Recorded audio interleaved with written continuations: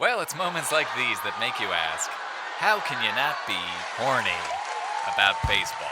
Every take hot and hotter, entwining and abutting, watch 'em climb big mountain, for nothing about nutting, every stitch wet with sweat, breaking balls back dormy on effectively wild, how can you not be horny? When it comes to podcasts, how can you not be horny? Hello and welcome to episode 2469 of Effectively Wild, a baseball podcast from FanGraphs presented by our Patreon supporters. I am Ben Lindbergh of The Ringer, joined by Meg Rowley of FanGraphs. Hello, Meg. Hello. When we do our monthly bonus episodes for Patreon supporters, often we start with some low-stakes rants, just something that's gotten our goat that is usually not baseball-related.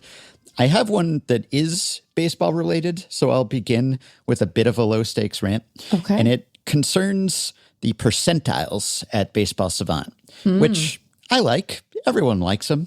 And because we all like them and they're colorful and they give you a decent snapshot of a player's performance, they circulate a lot and people share them a lot, which is good, which is fine.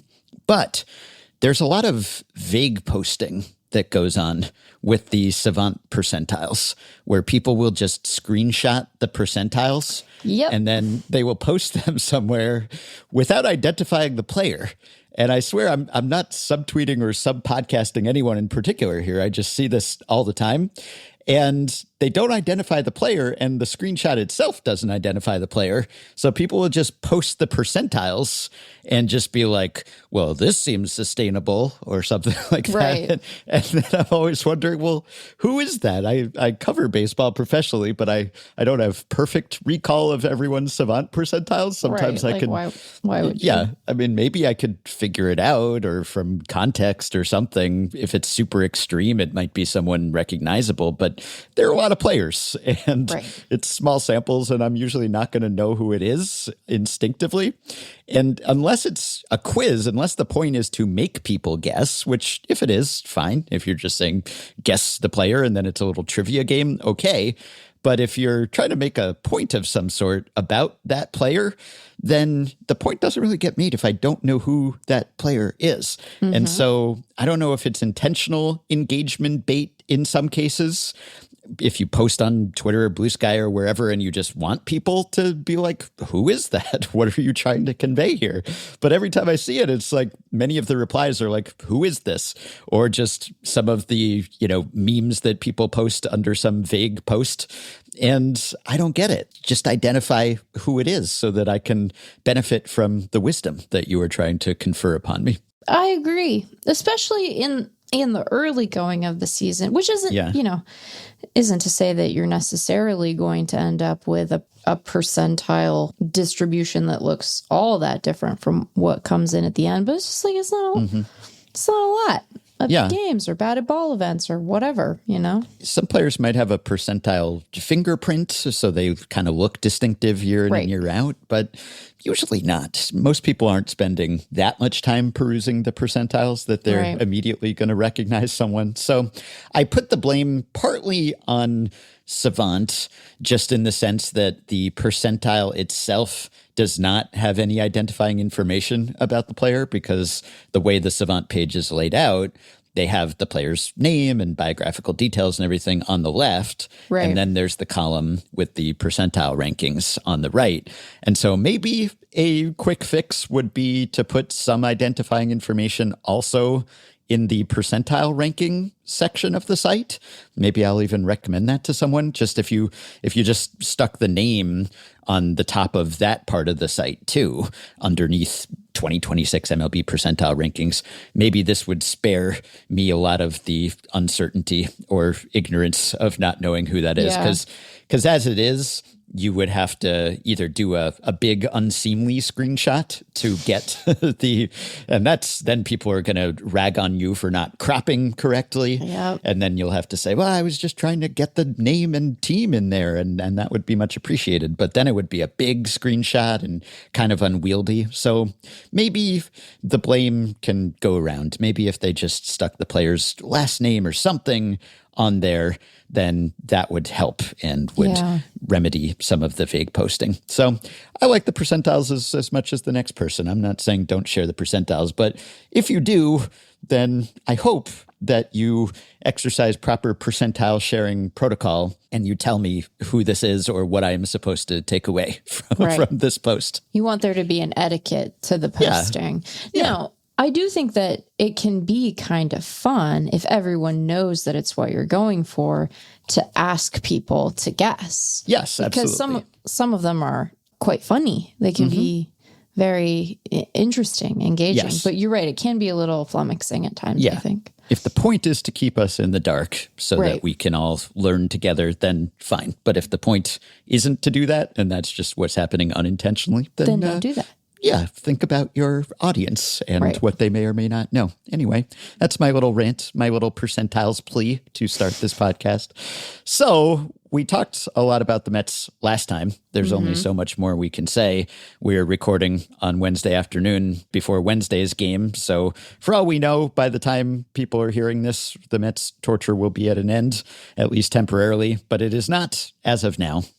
And now the streak went to 11 last time. Now it's an even dozen. Yeah. Things were looking so good for them on Tuesday because they had their best starter on the mound, Nolan McLean, and he was dealing, and Francisco Lindor, who had a slow start to the season after missing much of spring training and having his hamate issue. He hit a 3-run dinger, and so they were up, and it was the 6th, and it was looking like finally they might get off the schneid here. And then, no, everything went south and they ended up losing 5-3 to the Twins. And you recommended some sort of ritual, some kind of cleansing. And the Mets, or SNY at least, kind of took you up on that. The Mets broadcast, they didn't sacrifice any mascots exactly, but they did, all the usual. They burned sage and they did chants and they hung horseshoes and they burned candles and they wore garlic and all the rest of it, anything they could think of. And it did not help, unfortunately. But Juan Soto's back, so that seems better than any good luck charm. Just getting your best hitter back if your issue or one of your issues is not being able to hit. So maybe that'll help. But I thought they're up 3-0 in the 6th, best starter on the mound at home. I thought this would be the time. And as it is, they will have to hope to enter uncharted territory now because no team that suffered a 12-game losing streak has ever gone on to make the playoffs. And as we said last time, the bar is lower now. There's always a good time to be the first, I guess, and this is the easiest time ever to do that. But they do now have to do something that no team has ever done. We got a good suggestion in the inbox because there was clarity from several folks that, yes, the giraffe that is the Bronx mascot is meant to be disgusting. Yes, because it never wins. So it's, supposed to be a slight at the Yankees. Yeah. And so I think that really we need like a bizarro version of Humpy winning the salmon run during that playoff game. They might need to let the giraffe win.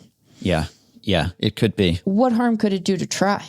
What other tools do you have at your disposal? You just failed to win with Nolan McLean on the mound, and he's quite good, famously. So I think you might just have to take one for the team and hope that it works. I mean, I think you're right that the return of Juan Soto and just like some regression is probably more likely to be. Yeah. And so Steve Gelbs, the SNY roving reporter, he did mention that they tried to get Grimace. They couldn't get Grimace. I think maybe he was kidding about not being able to get Grimace. But by getting Grimace, I don't think he meant ritually sacrificing Grimace, because, again, I could imagine that McDonald's might have an issue with that. But yes, there has been airing of the past bits, and the Hawk Tuah girl, I think, did an interview with WFAN, because that was briefly one of the bits back when all the bits were happening. And there are all kinds of curse possibilities. Like we talked about the Kokomo curse last time, but there's also, as Bauman pointed out on Blue Sky, the Mets are now 36-54 since Mr. Met fell off the stage at the Lumineers concert last summer, which is a 65-win pace over a full season, which is just one of the funniest videos that I've ever seen involving a mascot, and there's some stiff competition in that category, but that's a possibility. Also, Zohran Mamdani, mayor of New York, met Mr. and Mrs. Met Mr. Met. That's hard to say, but that's hard to say. I believe the Mets have not won since the mayor met the mascots. They're calling it the curse of the Mambino. So that's another possible source of the Mets' misfortune. There are all kinds of curse candidates here, really. But I don't know. Usually we don't really resort to superstition here. Again, I think getting Juan Soto back, that's the best thing you could do. Did you see that there's like I think he's a radio personality? Oh, yes. Sid Rosenberg. Lost what remained of his mind. He was affronted by being snubbed by Mr. Met, accused Mr. Met of being anti-Semitic, I believe. I think that's probably not true if I had to hazard a guess. We don't even do we know what if any faith tradition Mr. Met adheres to himself? I do not know. Yeah. I don't know the answer to that. Probably mascots are supposed to appeal to everyone. So probably, there's not a denomination. I think Mr. Met is non-denominational. He subscribes to the church of say please and thank you. The most neutral of Everyone's churches. welcome. Yeah. Yeah, everyone is welcome there. As long as they say please and thank you. That's just common courtesy. I'm not going to lay the blame for this at the feet of any particular mascot or mayor. But we did get some suggestions that they ritually sacrificed the Hawk Tuah girl. You guys you're losing the thread. Okay. We're not sacrificing actual people. No. Even if in the case of the Hawk Tuah girl, we find some of the subsequent behavior distasteful. But because they're people, that's weird. Don't make it weird. Yeah. It's supposed to be lighthearted, You invoked Wickerman, in which case there was an actual human sacrifice, but that was a fictional film. But it's a fictional story. Yes. Right. So there is no actual person. And that was misguided in the movie. The message of Wickerman, I think, was not, you should do this. It was actually, this is a bad idea. Right. Kind of like casting Nicolas Cage in the remake. It just made it sort of ridiculous. Did give us one of our better memes, though. True. I think that the rules for magic are not well understood, but the way that we will interpret them in the modern context is to say that you are not allowed to sacrifice actual people. The hugging of a mascot, insufficient transference of any sort of vibe to result in a 12-game losing streak, I would think. A hug is a joyful activity. I would offer that it seems unlikely to result in a curse, unless you're hugging someone really odious, but that wasn't the case here. Maybe the solution is for Mrs. Met to hug Mamdani, and then when you have the couple having both done it, then it'll seal some sort of breach, maybe? Yeah. I'm not sure if there was a group hug or a mutual hug or who hugged whom. I think they just have to play better baseball. Yes, I think they should play better baseball. And speaking of playing better baseball and staying within the realm of reality, we have a follow-up to a previous banter topic that is actually Mets related, because McLean was cruising in that game and all was well until Byron Buxton hit a 2-run homer off of him in the 6th inning. That cut the Mets margin to 1, and ultimately they lost the lead and the game. But this was a crucial blow by Buxton.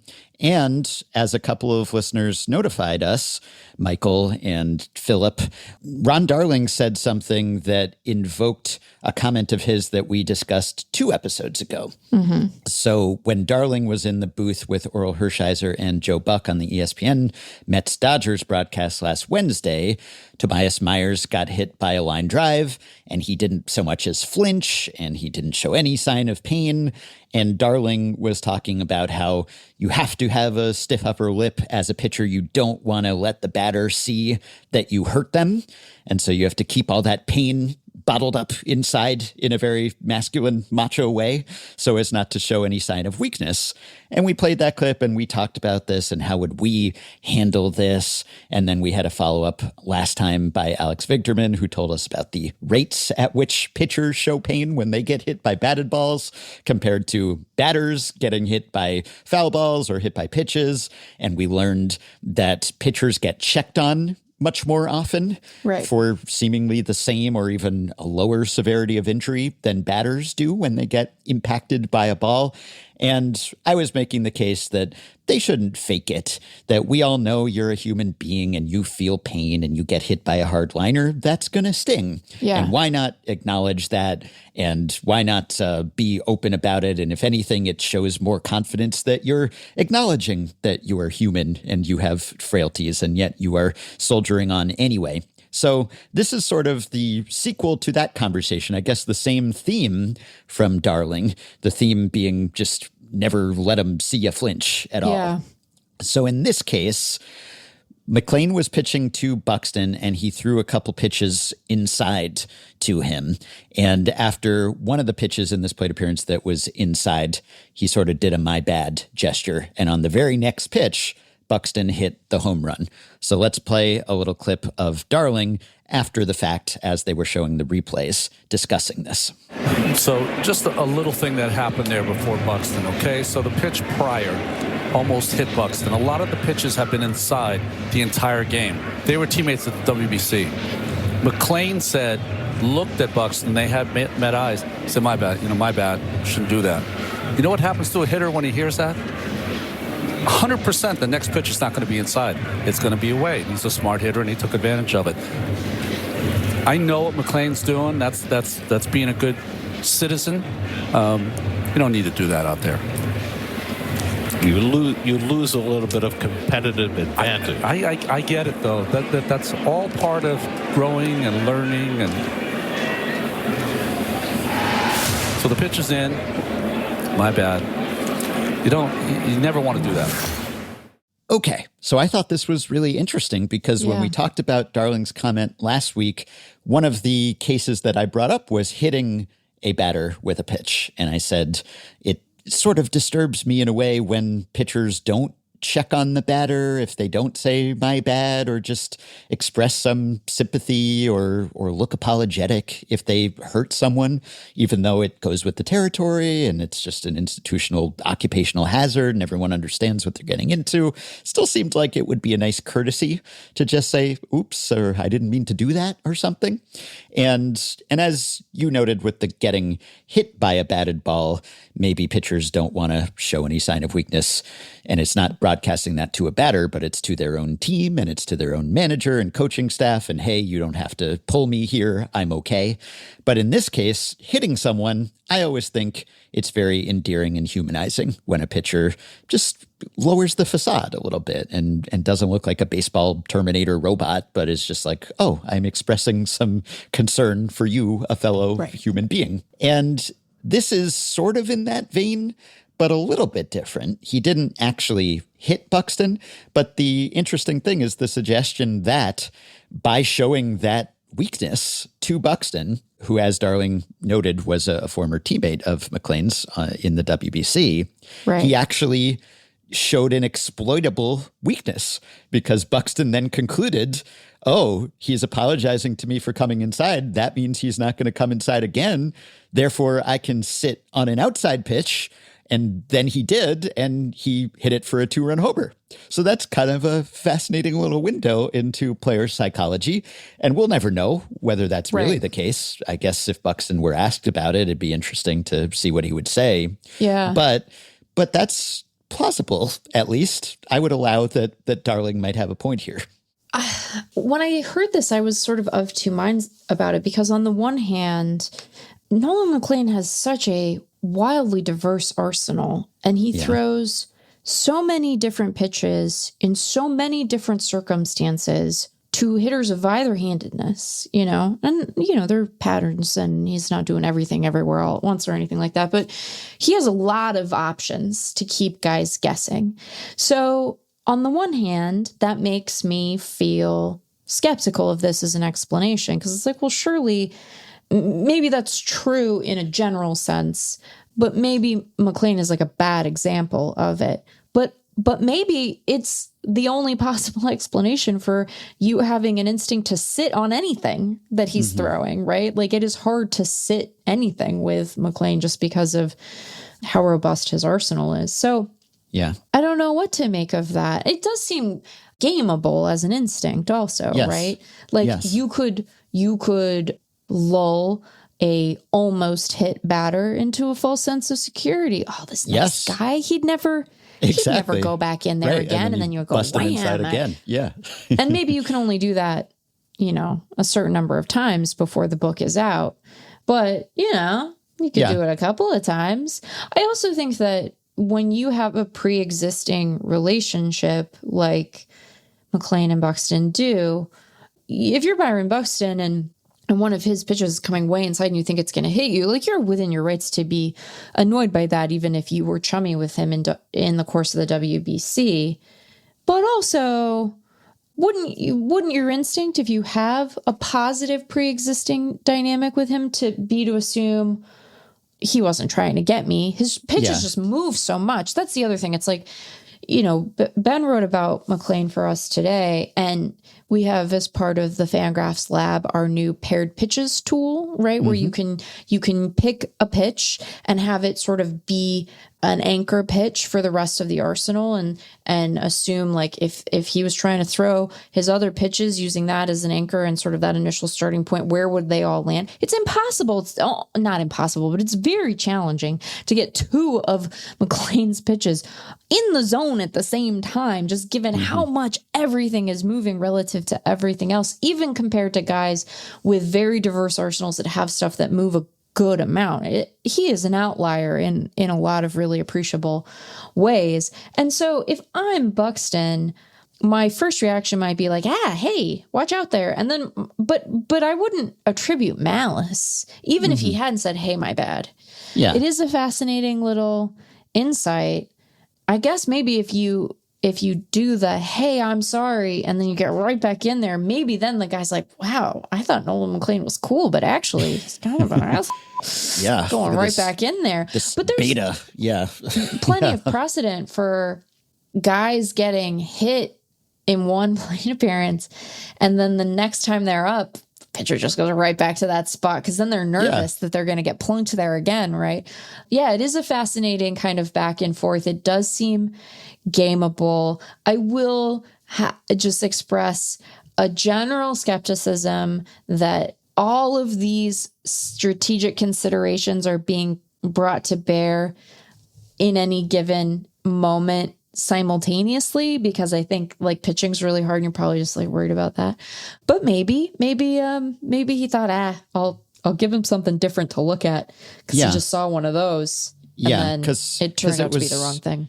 It was two inside pitches in that plate appearance, the second of which, the one before the homer, was inside enough and high enough that Buxton had to spin away from it. And I think there had maybe been some inside pitches in previous plate appearances as well, so it sort of seemed like a pattern. And I don't know what Buxton and McLean's relationship is. Right. I mean, they were briefly teammates. I don't know that they're best buds or anything. And I don't know that Buxton was necessarily sitting on the pitch that he got. He put a good swing on it, obviously, but he's a good hitter.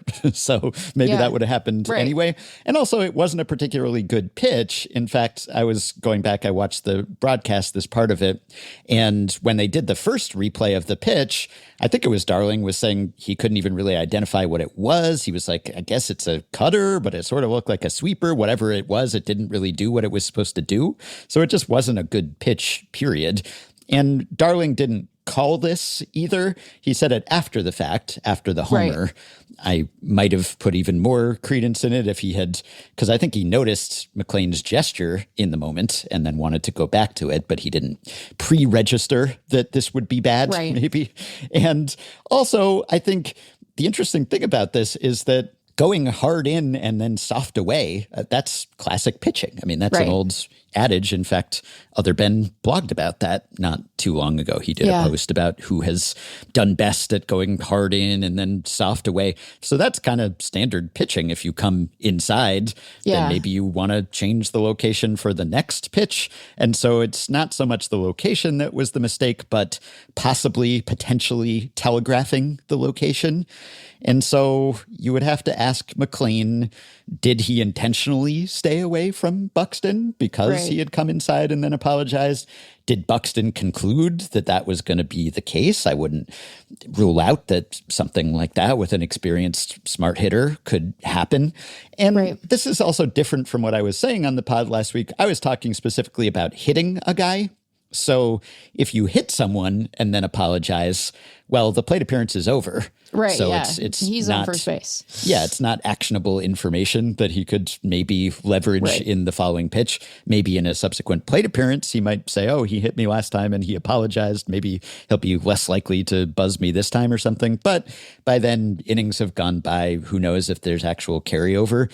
So this, I am more willing to concede, yeah, you might actually want to stay stoic and keep your poker face if the plate appearance is still going on, because it could be gamed in some way. But the actual pitch location is not a bad idea. In fact, about a decade ago, when the Pirates were last good, and also when they were applauded for their pitching plan, as opposed to derided for it, back in the Ray Searage as a coaching genius days, the Pirates had a philosophy of pitching inside.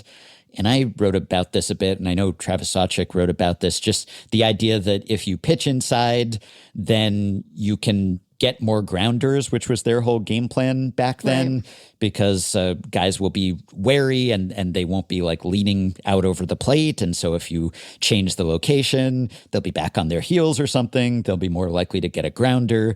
I know there were some public attempts to replicate or validate that didn't really show anything, but that was their idea, at least. If you just pitch inside, that's a way to kind of corral hitters' power, because they'll be less likely to hit the ball in the air. And obviously the Pirates got a lot of grounders in those days, but they were throwing sinkers. They had ground ball pitchers. I don't know how much of it was the pitching inside, but that was the idea, at least. If we pitch inside, then we can go outside with impunity and they won't be as likely to hit homers. So it's kind of an interesting thing where McLean was kind of following the classic traditional pitching playbook by go inside and then try to catch him with an outside pitch, except that it wasn't a very good pitch. And also, maybe, possibly, there were mind games going on here. So maybe I will stipulate, maybe this isn't Darling just being Mr. Macho old school. I don't think of him as that kind of guy, really. Yeah, that's not how it read to me. No. Yeah.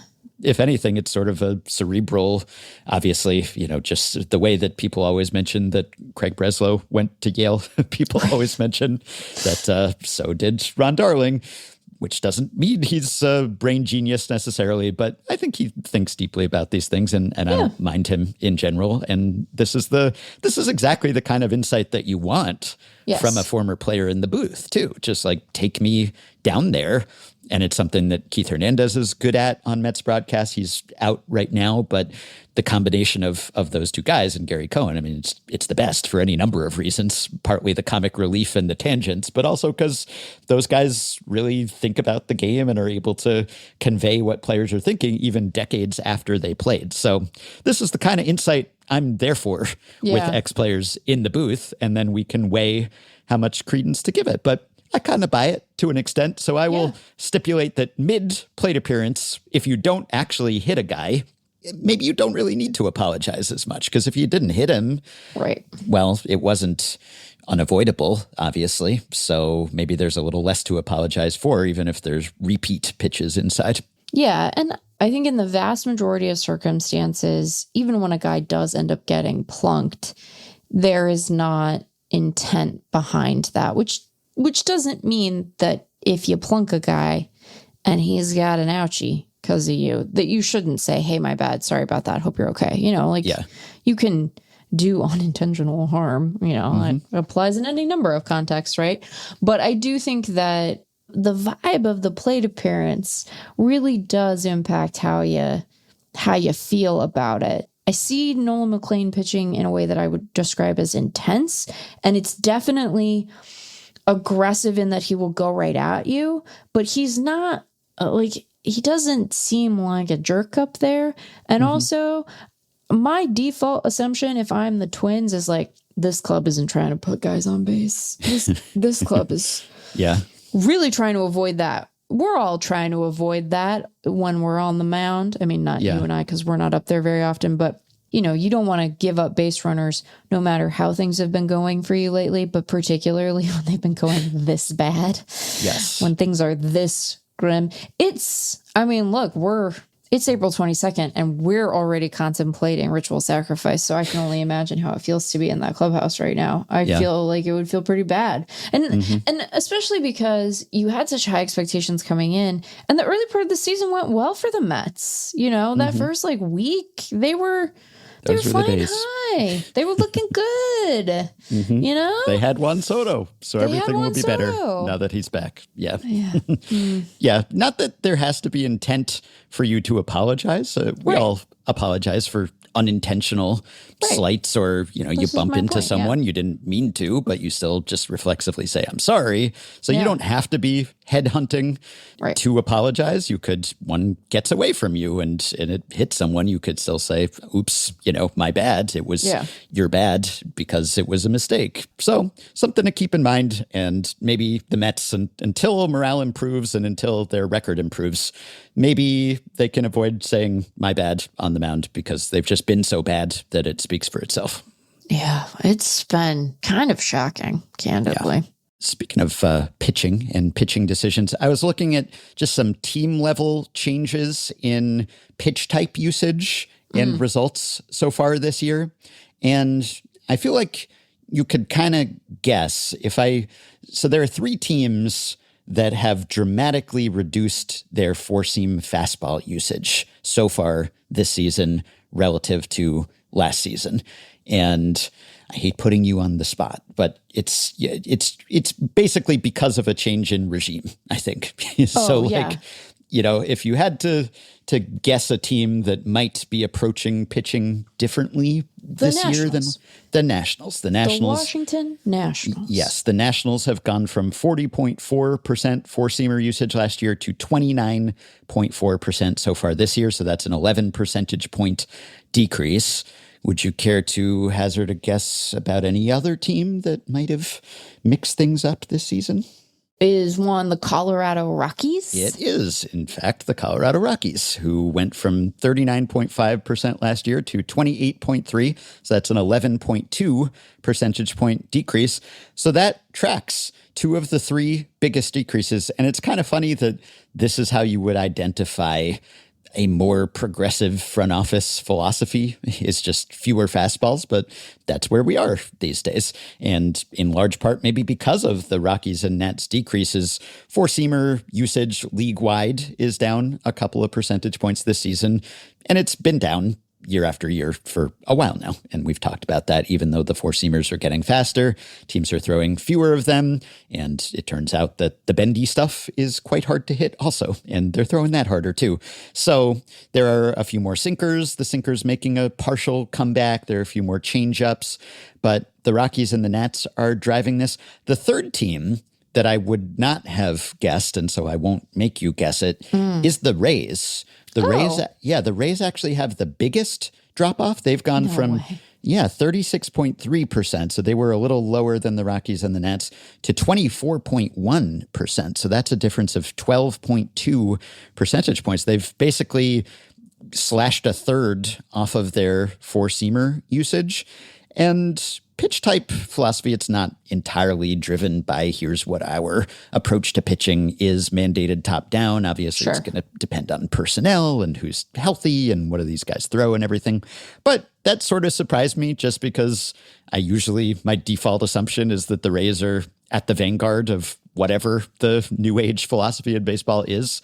And I guess that wasn't so much the case when it came to throwing fewer fastballs, but all of a sudden they've gotten on that train too. So it's the Rays and it's the Rockies and the Nationals. So 2 teams that have completely turned over their front office and have gone from extremely old school to newer school, and one team that's just been new school now for a really long time, just continually. So that sort of surprised me. But also it's kind of interesting that you can just recognize that, like the hallmark of a team. They change their regime, they change their front office philosophy, and you can see that reflected on the field really quickly in pitch type rate. And then you have like the gainers in four-seamer percentage are actually the Dodgers and the Cardinals, which somewhat surprised me with Chaim Bloom taking over and kind of a new pitching staff, but maybe that's why. And then the Marlins, who, of course, have their pitch calling formula in place for the full season now, not just the tail end of last season. But there's a difference here in that the biggest gains in four-seamer rate are on the order of, say, 3 to 5 percentage points, whereas the biggest decreases are 11 to 12 percentage points. And there are a lot of teams that have declined more than the uptick teams have increased. So you can see that sort of league-wide movement. But as to whether it's working, I guess that's a good question too. I looked at year-over-year stuff, just stuff plus differences, and the biggest improvements in stuff plus so far this season, the Brewers, who were not bad in that category last year, but have increased further, the White Sox, the Mariners, the Marlins, and the Blue Jays. And then the biggest decreases have been the Astros, Reds, the Mets, the Padres, and the Giants. And then I looked at whiff rate too, and the biggest improvements in whiff rate, the Marlins, I somewhat regret to say, the Marlins have increased their whiff rate more than any other team. So they've gone from 22.2% of swings to 26.4% of swings being misses. So that's an uptick of 4.2 percentage points. I don't know if that's entirely attributable to their pitch calling philosophy, but still noteworthy. And the Rockies are actually fifth when it comes to their increase in that category too. And then the teams that have gotten worse in that respect, the Cardinals, the White Sox, the Tigers, the Twins, maybe somewhat surprisingly, the Astros. But yeah, you do see the Marlins and the Rockies in the top 5 in increases in whiff rate, and the Rockies at least close to the top in four-seamer percentage dropping.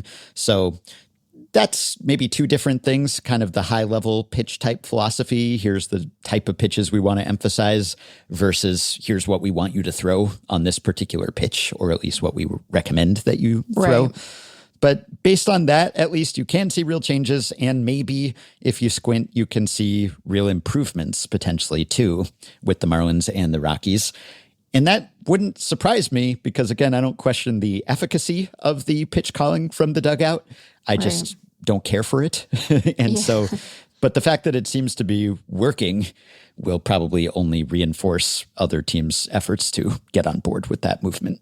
Yeah. Although, like you said, some of it is like improved strategy but it does come down to execution still, right? Like, I think the Marlins being better has as much to do with, a healthy and fully effective Sandy Alcantara and, a good Yuri Perez as it does. Yeah. Like, you know what I mean? So you can't disentangle them fully either. So yes. And the Nationals are still dead last in pitcher WAR. It's so not going well. It's really not. They're 2 wins below replacement level. They are just way worse than any other pitching staff. So they can throw fewer fastballs all they want. It doesn't mean that they're actually going to be successful. And the Rockies are 22nd in pitcher WAR, which is better than being dead last and completely terrible last year, but still not good. So people have cited the example of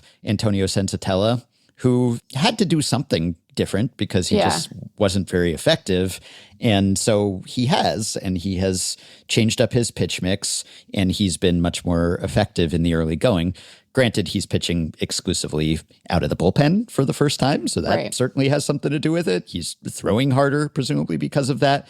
And also he's just like throwing different pitches. He's added a cutter, so he's throwing his cutter more, and he's changed some other pitch type percentages too. But he is throwing fewer four-seam fastballs. And so if you're Sensatella and you just have been very bad, even Coors Field adjusted for the past couple seasons, then might as well try to do something different. So kudos to him and or the Rockies for trying to do something different, whether it's his role or his repertoire. And so far, that seems to be paying dividends. So I think it's a positive sign that there's a bit of a shakeup happening.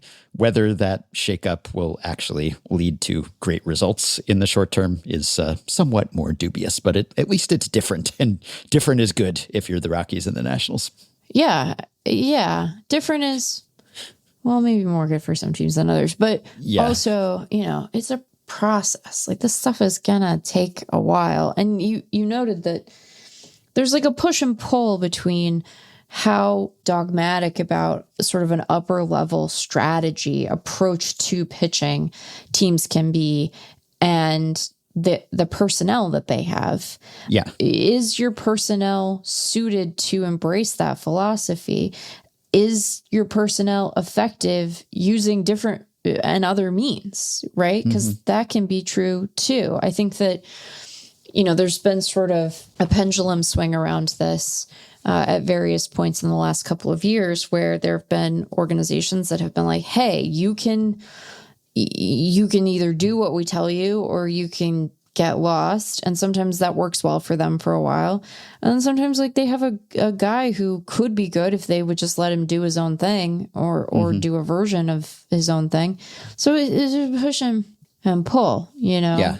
Yeah. So sometimes you want to let them be themselves. And then sometimes the way they are when they are themselves is like not very good. So you have to help them be different and better. Yeah. And that ties it back to the mid 2010s Pirates, who ultimately their downfall, or at least the downfall of their reputation, was when they were seen as too cookie cutter and one size fits all. They had a plan that seemed to work well, but then they tried to apply that plan to every pitcher. Right. And that didn't work for some pitchers. And they left a lot on the table with those guys, or they ended up trading them, and then they blossomed elsewhere in some cases. And so, you never want to be so dogmatic about it that it's just, this is the way to instruct every pitcher to pitch, even if you think you've developed some sort of inefficiency or competitive edge. But then how long does that last? And conditions change. Yeah. All right. Well, I'll put the spreadsheet online if anyone wants to peruse it and see how their team has changed or not changed. Also, I had a couple of other thoughts about how baseball is different from other sports, and I'm grateful for that difference. And I may have brought this up before, but I think, and I'm grateful for the fact that baseball has been spared the worst of the tanking conversation and complaints, which is now plaguing basketball and the NBA specifically. Do you think that's true, or are you just forgetting how bad the Astros stuff was? That was bad, but it was meaningfully different, I think, in a couple ways. So in the NBA, the tanking conversation has gotten so toxic because teams are just shameless about it now. And it's so widespread that it's affecting a large percentage of the league. And also it's very easily detectable too. There was a good Sportico piece the other day that showed that late in the season now, there is a significant increase in the rate of blowouts. Okay. And there didn't used to be. Prior to the current tanking epidemic, there didn't used to be any real difference late in the season relative to early in the season in how lopsided the games were. But now in recent years, games get way more lopsided later in the season because the teams that realize that they're out of contention, they can then fully tank and totally embrace the tank. And the upcoming draft class is said to be a strong one. And so teams have even more incentive to tank. And the commissioner, Adam Silver, has signaled that they will be addressing this in some way, not for the first time, but hopefully this time it will take.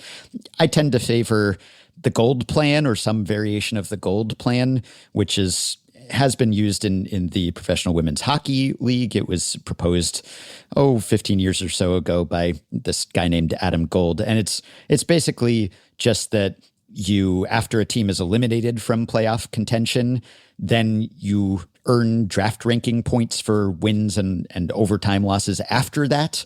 Oh, okay. And so it actually matters how you play after you get eliminated, because now if you're eliminated, you're on the path to elimination. You might as well just completely throw in the towel. But in this situation, you would be incentivized to continue to compete even late in the season, and that would be good. And granted, there will still be some teams that are out of it from the start, and they would just sort of shift their tanking to the beginning of the season. But the really all-out tanking tends to happen later in the season when you're totally out of it, and you know that for sure.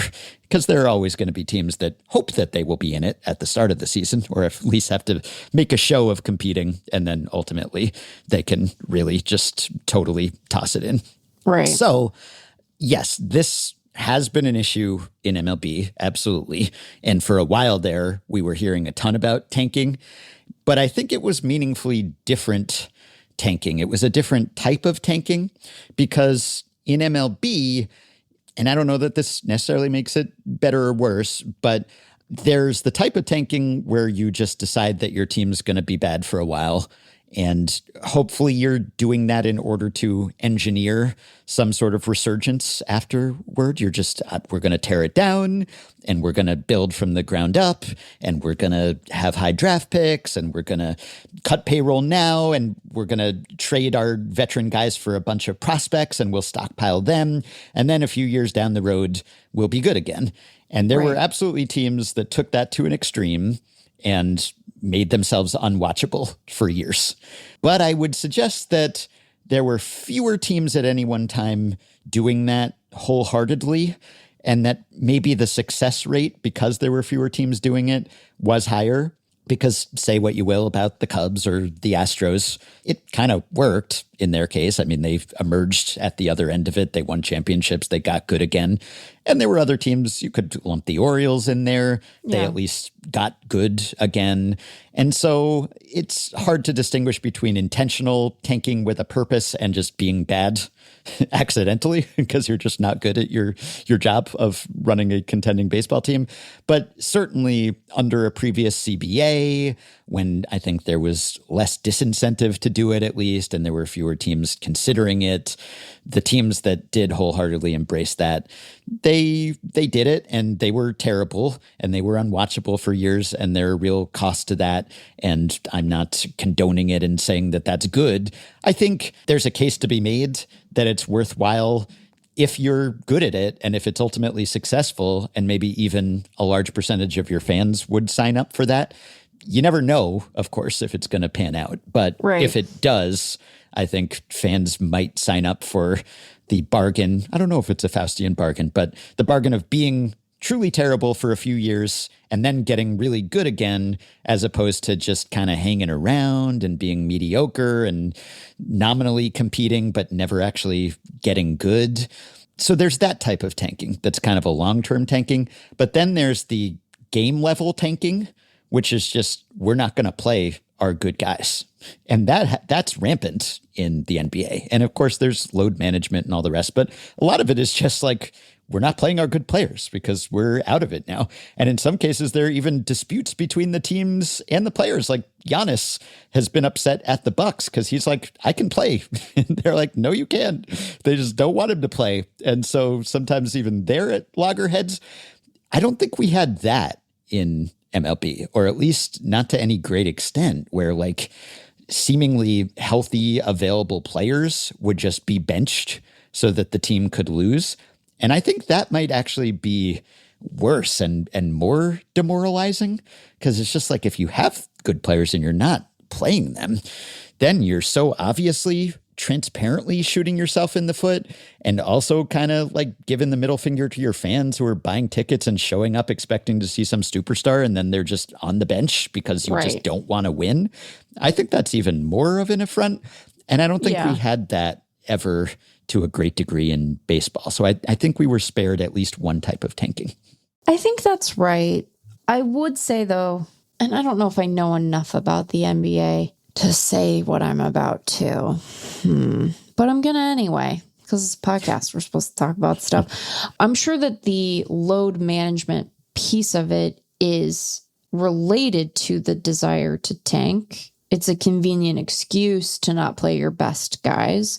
Yes. But I also think that like some of this is just actual load management. Maybe not in Giannis's case. And I know that, wasn't it the Mavericks that like didn't play guys? Yeah. Or like intentionally tanked? And some teams have been fined for that. And it's just really a bad look for the league. Yeah. And quite brazen. But I think that my sense is that part of what's happening in the NBA context is a combination of competing and generally potentially distasteful from the fans' perspective. Although I think there are arguments for load management, even if it seems like it's really going a long way in the NBA a lot of the time. But part of it is that it's a more complicated recipe that they're cooking with over there. Whereas I don't think that part of it, that wasn't part of it in the baseball context. But I think one of the things that is maybe uniquely trying about the baseball approach to tanking such as it is. And I don't think we've seen, we're much more interested in the step back.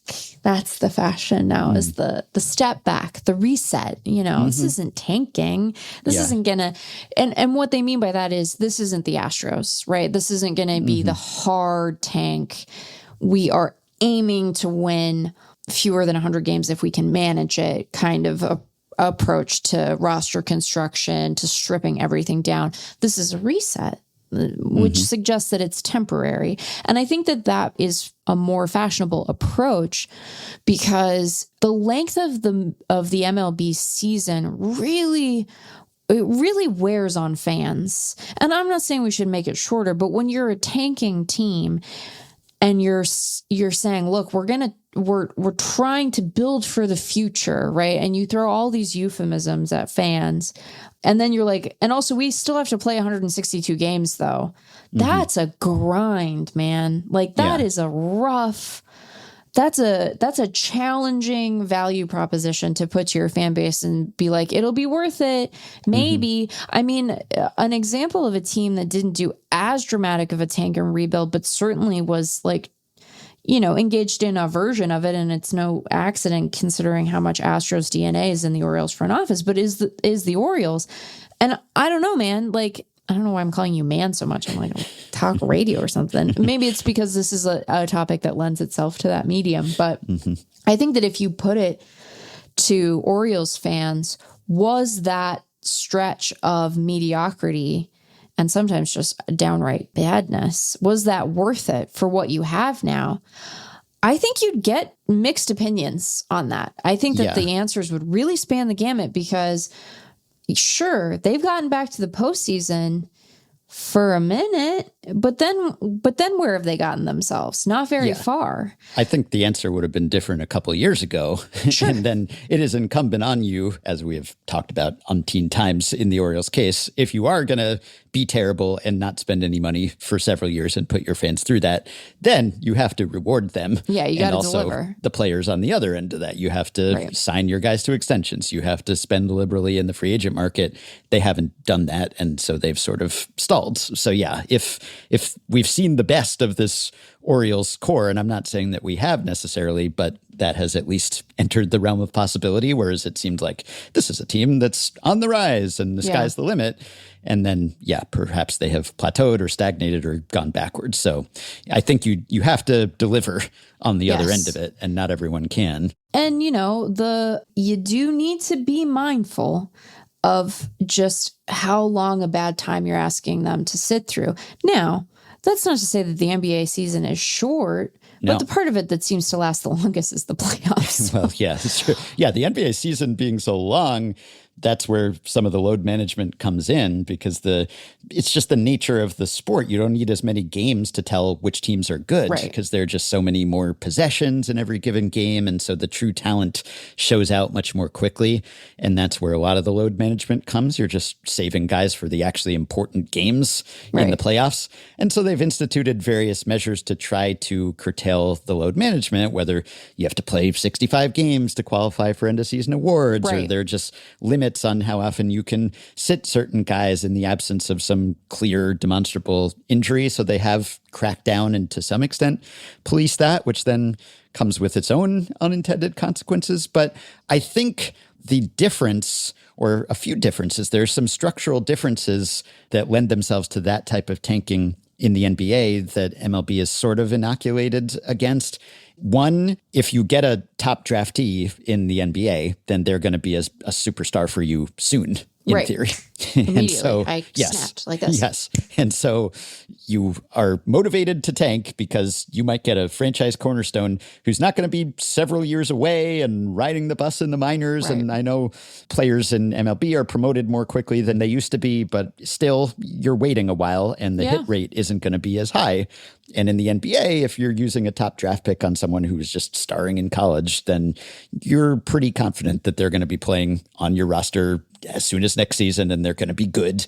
And also, there aren't as many players on the floor at any one time. So it actually makes a big difference if you get that superstar.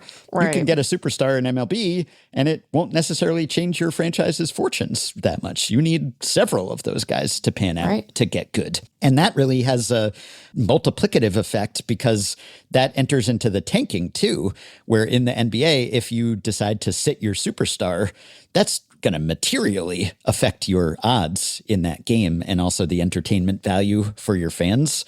Whereas in MLB, if you sit one guy, unless it's the starting pitcher, and even that these days, because there's certainly load management going on in MLB, particularly with pitchers too, it's just not going to change your fortunes that much or even the entertainment value that much. Because if it's just a starting hitter, okay, you're not going to see them in the field. Maybe you're not going to see their 4 plate appearances or whatever. But the majority of the game, they're not out there anyway, or they're not doing anything actively. They're not hitting. The ball is not being directed to them. They're just bystanders, don't even bother showing up. Very funny for you to make that argument after we just talked about the potential saving grace that is Juan Soto. But yes, you're right. That That's true. Yeah. I mean, even that, if you're hoping that your one superstar coming back is going to solve all your problems, that's probably not true in MLB either. Because one superstar can only do so much. The Mets will take Juan Soto, but I don't think even he is a panacea necessarily. Obviously, they're going to have other guys play better too. So I think because of that, if you really want to tank, you can tank quite effectively in the NBA because you sit one guy that can really dramatically lower your odds of winning in that game. Whereas in MLB, you sit any one guy, it's usually not even going to hurt you that much. So it's not even worth doing, I guess, or as perceptible if you do it. And then the other difference, I think, is that in the NBA, because it is so determinative, if you're good enough to get into the playoffs, you're probably still just not good enough to win a championship. Because only a small number of teams really in any given season are good enough to truly have championship aspirations. And so if you're stuck in that middle where it's like, well, maybe we could have a winning record and we could sneak into the playoffs and we can get in the play-in games. And in MLB, that's good enough. And that might have some downsides of its own, as we have discussed, because with the expanded playoff field, now you just kind of have to be good enough to get in. The Mets hope that they're good enough to get in. And so there's a little less incentive to be great and to build some sort of super team. And so either you end up in the previous super team era, or now it's just like everyone's kind of okay and mediocre because you just want to get to October and then hope that you have a hot month or something. In the NBA, that's not that feasible, though. And so you kind of know, well, if we're stuck in that range where we're okay, but we're never going to be better than okay, then maybe that pushes you over into, well, we're doing the teardown because we actually have to have a championship caliber core, and we don't currently. Whereas in MLB, if you're good enough to get into the playoff field, which isn't that hard these days, then you're good enough to win a championship in theory. And we see wildcard teams advance deep into the playoffs all the time. So you can actually tell yourself, well, am I that far from 84, 85 wins or whatever? And usually not more than a few teams are out of range of at least dreaming about ending up with that same sort of season. So it doesn't usually make sense to just write off the next several years, because you might be okay at some point soon, and it's better to be okay and hope that you have a great run than to tear it down and take that possibility away for who knows how long. I also wonder if the appetite for the hard, I mean, there's like the efficacy question, which I think when everyone was tanking for top draft picks, it's like, well, are you gonna, like, is the juice really worth the squeeze at that point? So there's like a question of how good a strategy it was, and then obviously additional complications like the ones you've raised. But I also wonder if we're entering an era where, not that it's the only way teams can make money, certainly, and it's not the same for every club, but given some of the RSN considerations that exist now and the bubble there having popped, or at least, started to deflate, and gate being maybe more important than it's been in a while. Yeah. if the appetite for a hard rebuild is just not there for a lot of clubs, because you got to get butts in seats, man. Like you need people to want to go to your games. And, I think there are ballparks that are a little more rebuild proof than others. That makes it sound like a rebuild is like an earthquake, and that there are some ballparks that are more seismically sound than others, which, that's probably true too. But, there are ballparks where the experience in the ballpark is just a nice time. This is like the only way that the Rockies have, managed to survive as a franchise. Although I should be kind, I should be respectful, I should acknowledge that these Rockies are... Well, they're 9-15. So, they're still not good, but it's better than it has been lately. So there are some ballpark experiences where like the views are pretty and the beer selection is good and like the food is yummy. And so, hey, is the team you're watching a good team? I mean, almost certainly not. But like you can still have a nice day at the park, and maybe you make a point to go when like other clubs that are good are coming through.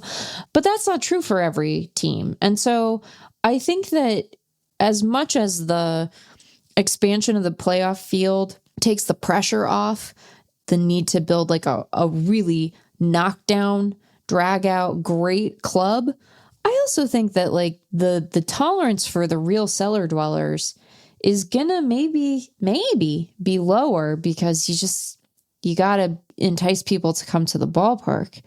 I also think I'm of the opinion, we talked a lot last year about how mid things felt. I think that a lot of teams might just be bad this year. And that might even be true of teams that have a good record. There are not many standouts. It's true. And it's just, we can't ever be happy, because when there are some great teams... I'm happy a lot. Yeah, I mean, I'm generally a happy person. But as it pertains to competitive balance, or whatever you want to call it, when there was more stratification, then we bemoaned that, and there's some super teams, and they're so much better than everyone else. And then when you don't have super teams, and we all sound like Joe Morgan in the Fire Joe Morgan days, where he would constantly complain that there weren't any great teams anymore because none of them measured up to the big red machine in his mind or whatever, then we all talk about how everything's mid. So I don't know, maybe there's a happy medium where we could all be happy, but it seems like either we complain about teams being too good, or we complain about some teams not being good enough, or no teams being good enough. Yeah, I just think that we mistake the way that fans are reacting to the particulars of their own club with like how they feel about the broader state of the game. And I know a lot of people who like know their own minds about this. So it's not like I'm saying like, oh, fans are a bunch of dummies and they are confusing frustration with the local club versus what's going on in the meta. No, a lot of them understand that, but they're still mad. Mariners Blue Sky has been roiled for the last couple of days because of Casey Lagamina, who is no longer on the Mariners. The Bean Man laid a big old fart is what he did, because beans make you fart. Yes. And so did his pitching appearances. Lately, Dan Wilson not beating the allegations that he's bad at bullpen management. Anyway, if you were to go to a fan of an individual club, like their experience of baseball, it's not big picture a lot of the time. It's very narrow. They're locked in on their guys. They have detailed opinions about the like seventh guy in the bullpen.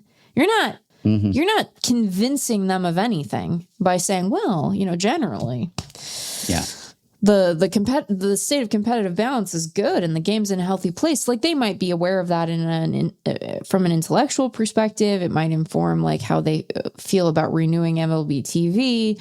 Maybe they point to the Dodgers as either like a paragon, a virtue, or a boogeyman. But like really, it's about what's right in front of them, because that's what they're watching for, probably not all 162, but like for the majority of the summer. And so to bring it all the way back to like, why do they care about tanking? Why does that prove distasteful, even if like you do end up with a better club on the back end of it? Well, because like that's a long time to sit in shit. It just is.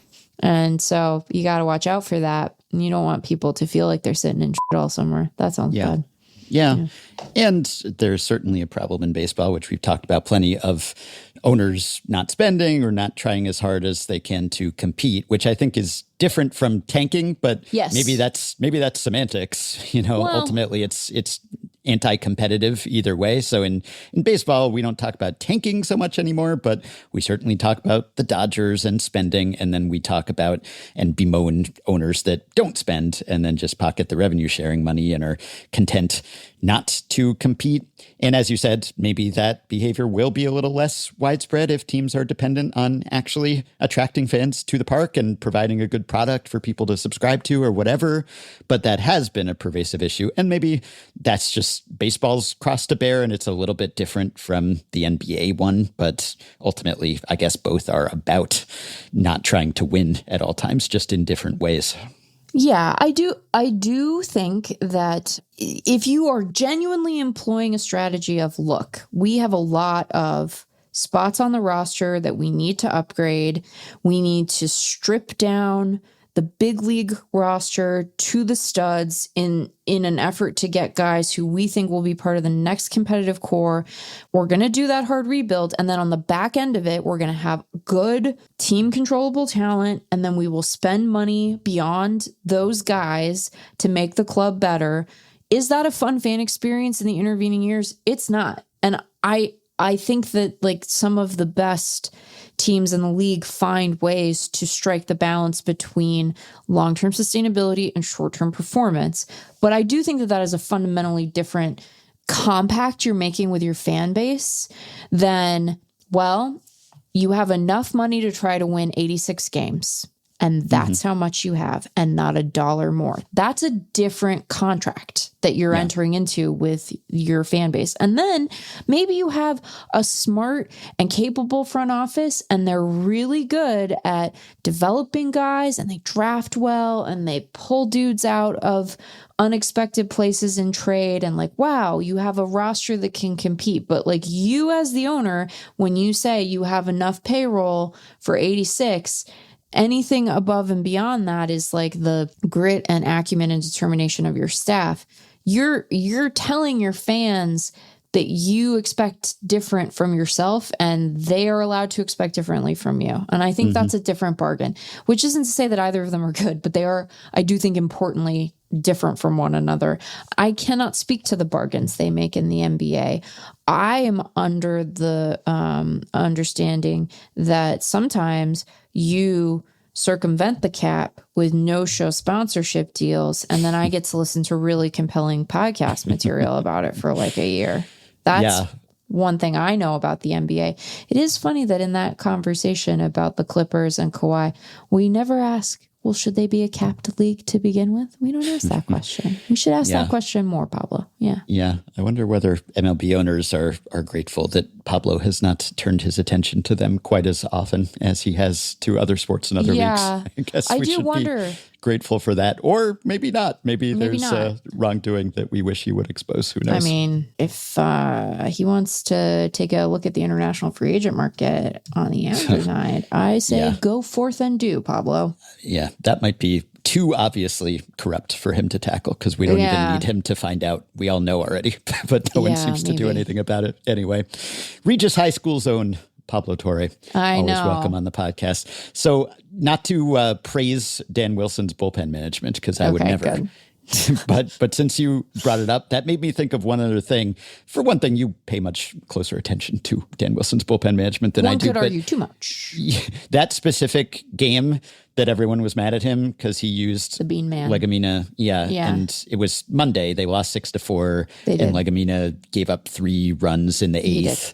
And it was a high leverage role, which he's not normally in, but there's a perception that Wilson likes him, right? And so, some people said, oh, the Mariners took his toy away, basically, by DFAing him after that. And that's, I mean, since time immemorial, managers have fallen in love with guys in frustrating fashion that is just really hard for anyone outside the team to figure out. But in his slight defense in this case, they had used a lot of guys, right? Yes. And so his options were somewhat limited. They were more limited. Yeah, because Gabe Spire had pitched in a couple consecutive days, and then Bizzardo was warming, but then he would have been in 3 of 4 games, and Munoz wasn't available, right? So it's because he had gone back to back also. So yes, there were absolutely some mitigating circumstances. I think Logan Gilbert just caught a baseball in his shirt. Okay. This is I'm sorry, breaking, extra. I hope you're okay. That looked uncomfortable. I have to send this to you. This is the coolest, dumbest thing I've ever seen. Yeah. Why limit yourself to a glove when you can use all of your clothing?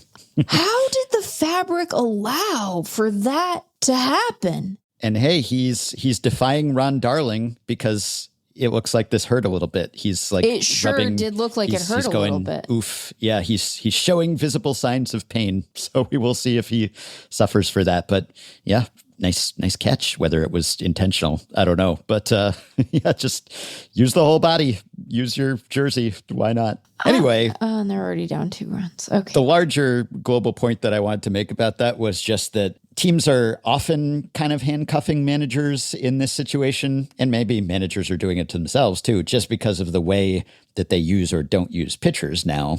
And it used to be that even when you had 7 or 8 guys or however many guys in your bullpen, you still might use them, say 3 games in a row, and no one would bat an eye. And now even that is almost off limits unless it's the playoffs or something. And so if you only have so many good relievers and you're asking those relievers to throw more innings because the starters aren't pitching as much, and then you're also imposing limitations on how often those relievers can pitch, even if they're 1 inning at a time guys, well, then you end up in a situation where you don't always have your desirable relievers available. So not saying Wilson does a great job within those constraints. I'm just saying there are more and more of those constraints. And sometimes it leaves you without a wealth of enviable options.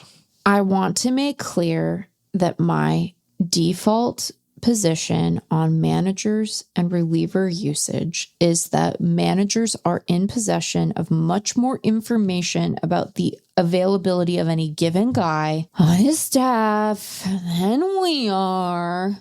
And you're right, we don't know what confines he's being asked to work in, and both of the higher leverage guys had worked back-to-back days. And Munoz has been very shaky in the early going. It seems like he's starting to right the ship, but he has had really, really garbo commands, especially of his slider. So, is it fair to be like, how dare you use the Bean Man? I wanted the Bean Man to be good because I was ready to do a lot of bean-based humor and embrace the challenge of it not being about farting, you know? Like I saw that as like a good writing challenge for me.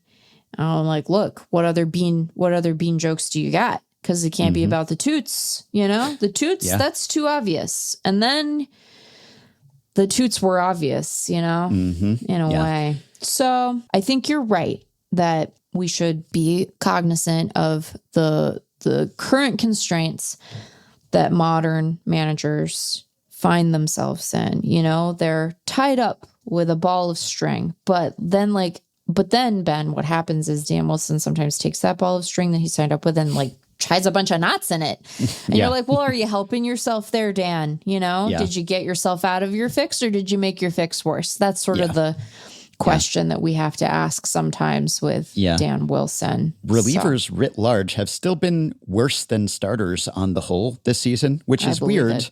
I don't think that'll continue all season because it never does, but even for it to have persisted to this point is unusual. Relievers have a higher ERA, FIP, XFIP, whatever, than starters, and even a lower velocity, average four-seamer velocity than starters, which maybe is just a reflection of the fact that starters are being asked to do less and they're just max effort all the time. And of course, there are position player pitchers and openers mixed into all of this, but still league-wide relievers have been struggling. And maybe it's because even though it seems like there's just a bottomless well of fastball slider guys you can call up who will throw 100, maybe that's true, but still not all of them will be good. And eventually the underbelly of your bullpen will be exposed. Hopefully not in high leverage spots, but sometimes. The other point that I wanted to make about a parallel with other sports, I think this is maybe an area where baseball is more comparable, but still meaningfully different. I was reading an article in the Wall Street Journal headlined "The Obsessive Race to Make a 4-Ounce Running Shoe."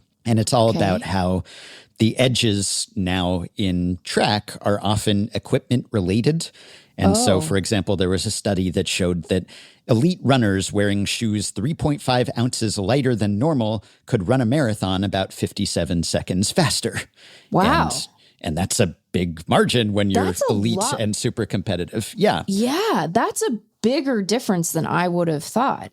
Yeah. And yeah, it's a small percentage difference, but it's still, it could be a differentiator when you're at that level of things. Yeah. And so there is this arms race or foot race. Well, foot race is something else, but whatever. There's an equipment race, and this has been going on for a while. Obviously, the times keep coming down in all sorts of track and field and swimming and all of these sports where it's kind of head-to-head and you can measure everything precisely. And so records get broken over and over, except, I guess, in some cases where like PED-aided probably records stand for a long time after you maybe root out some of those substances from your sport. But a lot of it is not to question that the athletes themselves are getting better and faster and stronger, because of course they are too. But also a lot of the difference is just like who has a lighter shoe and the condition of the track itself, and is the track more conducive to running fast? And the same when it comes to skiing or swimming or whatever, right? Like the suit you wear, the equipment, is there friction? Is there wind resistance? All that stuff. And that often makes the difference or a difference.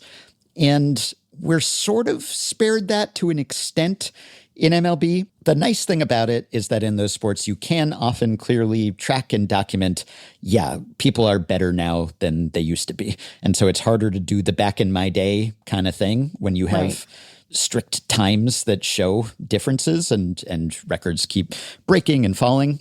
And so in baseball, I'd like to think that most people accept that the players are better, but you still, even when it's something like fastball speed, which we have tracked and has obviously increased, people will still say, but back in the day, the radar guns and they measured at different spots and everything, which is true, but not true enough to make up for the overall uptick in speeds and everything. I don't even want to wade into that whole conversation because it's so dumb. Yeah, I really, either side of it, I'm not really that motivated to like drum into everyone's heads that people used to throw less hard on the whole than they do now. Yes, Nolan Ryan threw hard, Walter Johnson threw hard. There were outliers, but on the whole, I think you can extrapolate from what we've seen over the past 15 years or so.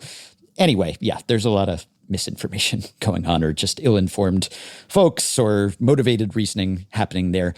But in baseball, equipment obviously matters, but there's, I guess, less variation among players maybe. Now, obviously, as we saw with the whole torpedo bat uproar last year, when there is any suggestion that perhaps some equipment change did get certain players an edge, that becomes an enormous story. But maybe it became a big story in baseball because that's fairly rare. We don't talk that much. Obviously, everyone's using the same baseball. And, gloves vary and bats vary, but there are specifications everyone kind of has to be within, and there's not that wide a range. Obviously, when the baseball itself was behaving differently and changing, as it still does to some extent, that was a huge story. But that usually, at least, wasn't so much about any particular player or team getting an edge. It was just about how this was disrupting the league as a whole. And granted, maybe some players and teams were benefiting disproportionately from that. All I'm saying is players are absolutely improving, and they're improving in all kinds of technology-driven ways. So baseball is very analogous in that sense. You have all your pitching labs and your cameras and your tracking tech and all of that. And it's being fine-tuned, but it's not so much because someone's using a different shoe or something like that, which almost makes it seem kind of artificial. It's like, well, if you just broke a record because you had a different suit or shoe or something, well, then it's not coming down to the athletes being better so much as it is the equipment manufacturers or what is actually allowed or not.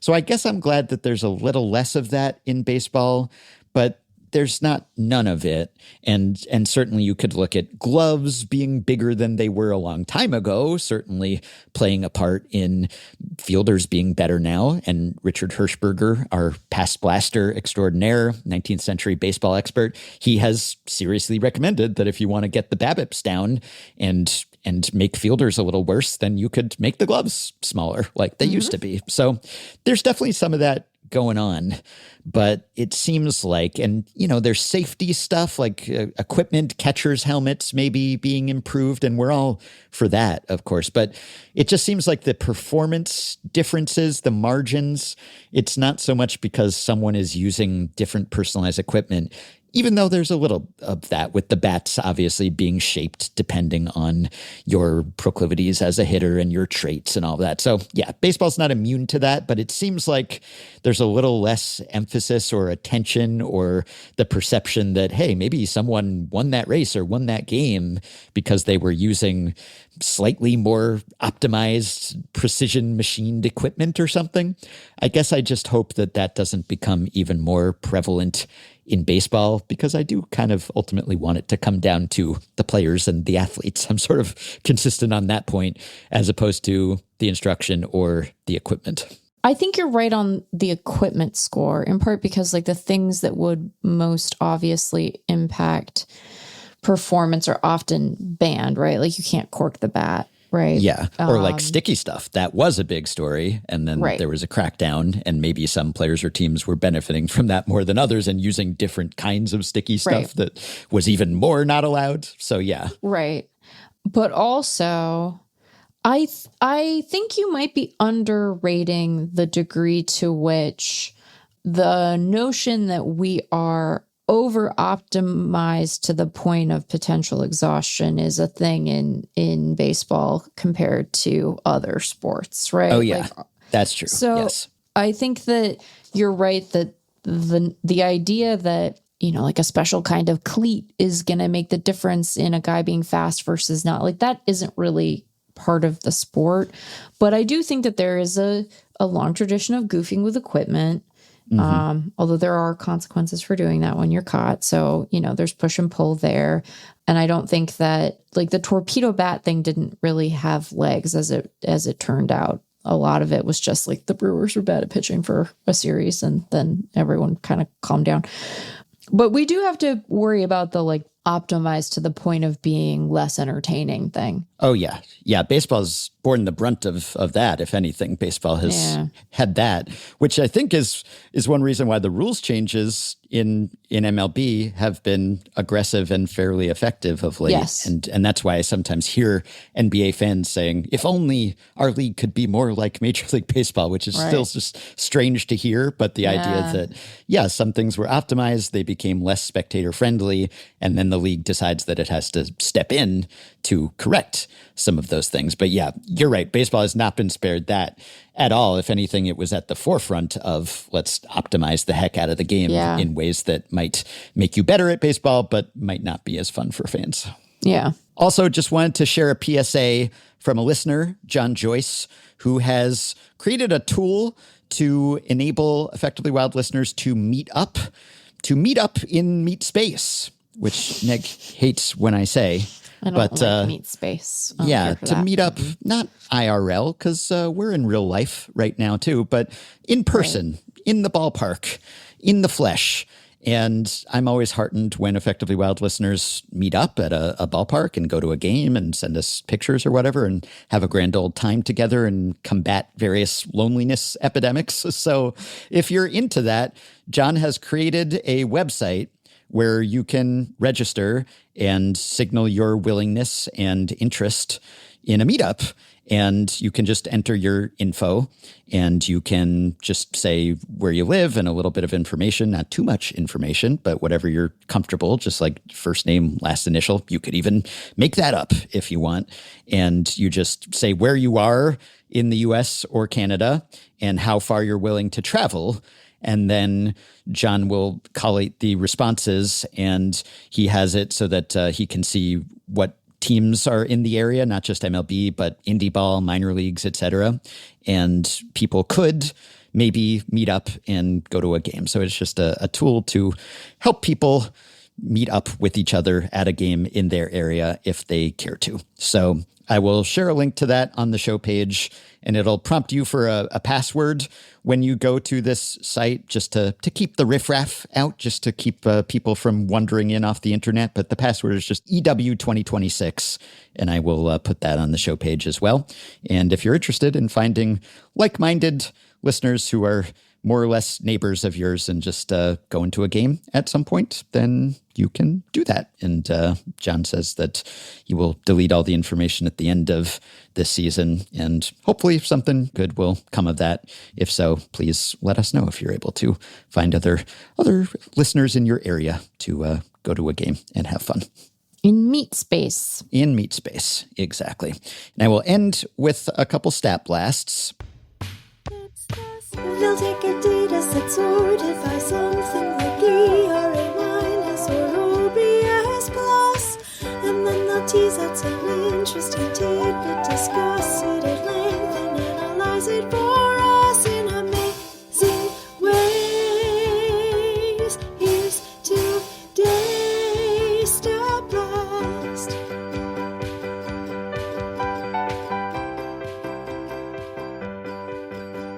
All right, here's one from David, because we had another game, another day, another Munetaka Murakami home run.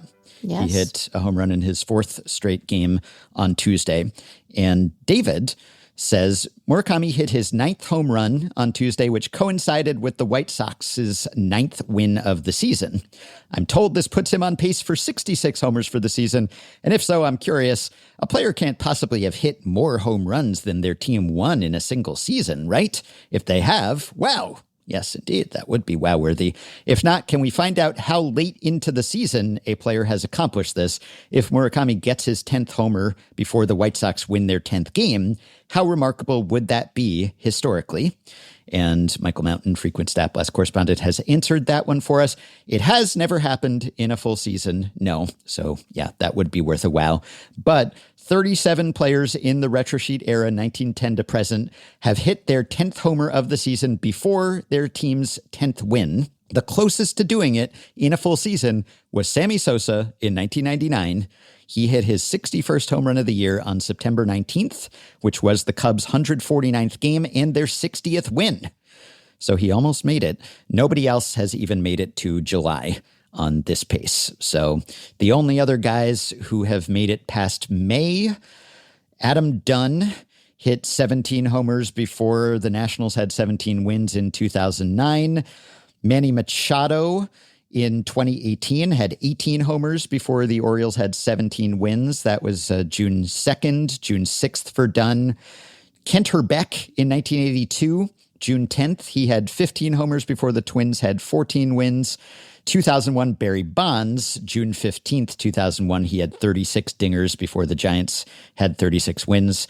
And Ken Griffey Jr. in 1994, June 24th, he had 32 homers before the Mariners had 32 wins. So yeah, no one has even made it half a full season doing this. And Sammy Sosa, well, maybe there were some special circumstances there. So the last player to do this, though, to have gotten even 10 games in, was Mike Trout in 2020, which was September because it was 2020. But he hit his 13th homer before the Angels had their 13th win. They were 37 games into their season. So yeah, tough to do. Good luck, Murakami. And also, we got a question from Isaac, Patreon supporter, who said the Cubs are currently on a 7-game winning streak. This was sent to us on Wednesday, which has included wins over the Mets and Phillies. Those wins extended the Mets and Phillies' own losing streaks, which currently stand at 12 and 7 games respectively. Obviously, any winning streak is going to cause another team to have a losing streak during the series, but is playing two teams with losing streaks equal to or longer than your winning streak unusual? What's the longest winning streak while playing multiple teams mired in long losing streaks?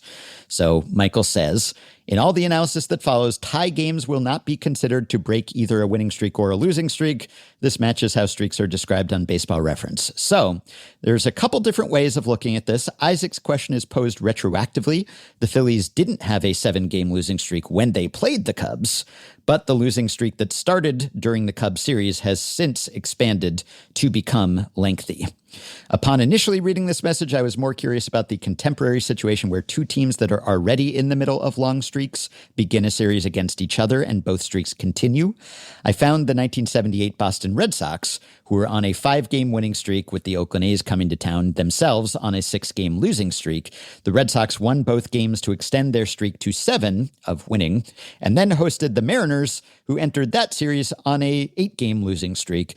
Boston won the first 2 games against Seattle, becoming the only team since 1914 to accumulate a win streak of 7 or longer that involved winning against at least 2 other teams who were both in a longer losing streak at the time those games were played. To return to Isaac's question as originally posed, where we label a winning or losing streak based on how long it ends up being, a streak of 7 games winning or longer while playing against multiple other teams mired in losing streaks at least that long is unusual but not unprecedented. It has happened fewer than 100 times in recorded Major League history, most recently by the 2022 Red Sox.